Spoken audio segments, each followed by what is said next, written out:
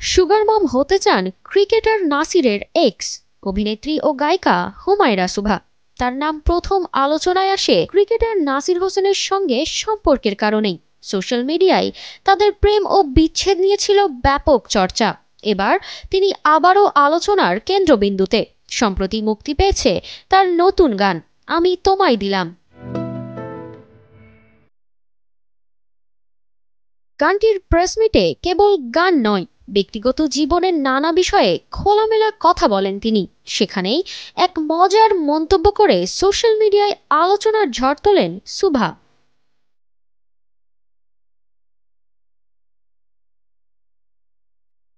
Press মিটে সুভা বলেন, আমি বয়স 40 পার করলে সুগার মামি হতে চাই। তিনি আরও মজা করে যোগ করেন, যারা সুগার মামির ছেলে হতে চান তারা 40-এর পরে বুক দিতে পারেন। তার এই হাস্যরসাত্মক মন্তব্যে সোশ্যাল মিডিয়া রীতিমতো সরগরম। ভক্তরা বিষয়টিকে মজা হিসেবে নিলেও অনেকেই তার অকপট মন্তব্যের প্রশংসা করেছেন। সাহসী বক্তব্যের জন্য সুভাষ সবসময় পরিচিত, আর এই মন্তব্যের মাধ্যমেও তিনি প্রমাণ করেছেন তিনি নিজের জীবন নিয়ে সৎ এবং নির্ভীক। তবে এই মন্তব্য নিছকই রসিকতা, নাকি এর পেছনে অন্য কোনো বার্তা রয়েছে, তা নিয়ে চলছে নানা আলোচনা।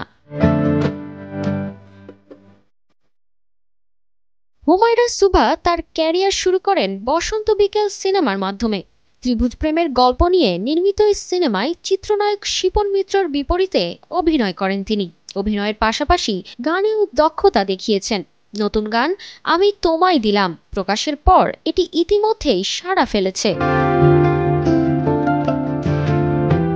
নাসিরের সাথে প্রেম ও বিচ্ছেদ নিয়ে ব্যাপক চর্চার পরবর্তী সময়ে কণ্ঠশিল্পী ইলিয়াস হোসাইনের সঙ্গে 2021 সালের 1 ডিসেম্বর বিবাহ বন্ধনে আবদ্ধ হন তিনি।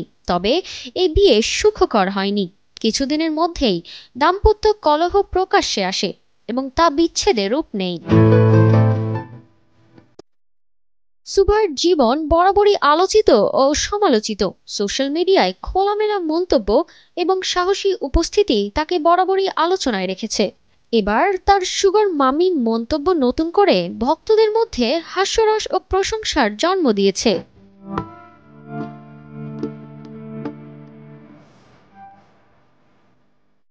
নতুন গান এবং ব্যক্তিগত জীবনের এই খোলামেলা শেয়ারিং সুভাকে সোশ্যাল মিডিয়ায় আরও জনপ্রিয় করে তুলেছে। তিনি ভবিষ্যতে কি চমক দেখান তা দেখার অপেক্ষায় ভক্তরা। তারতিবা ফারুহী, কালের কণ্ঠ।